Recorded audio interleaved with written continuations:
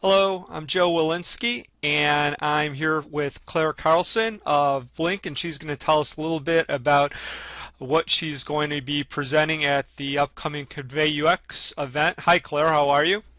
Good, how are you? All right, where are you speaking to us from today? I am at the Blink UX offices here in downtown Seattle.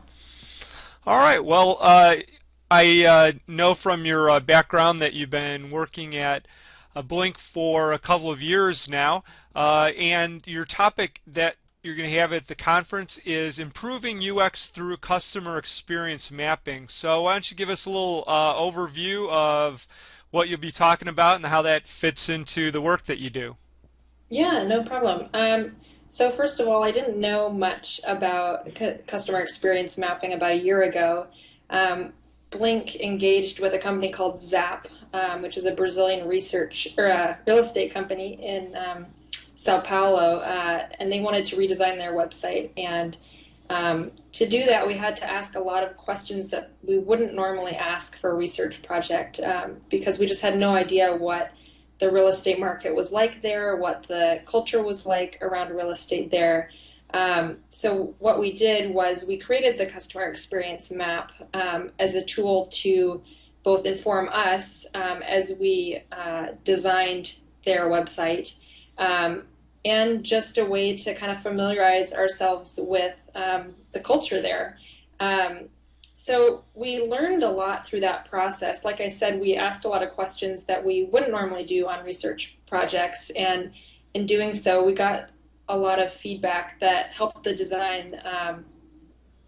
And the findings that we learned on that project um, could be helpful on other projects. So, for example, on this project, we talked about with people that live in Sao Paulo. We talked to them about what are they feeling before, during, and after a home transaction, and that could relate to other projects we do. For example, what are your emotions before, during, and after?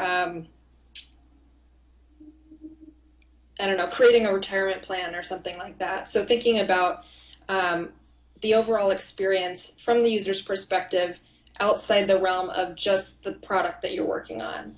Um, so after we created the customer experience map, we kind of used it as a tool for our project team to know what areas of the process we want to focus on, what information would be a high priority to users.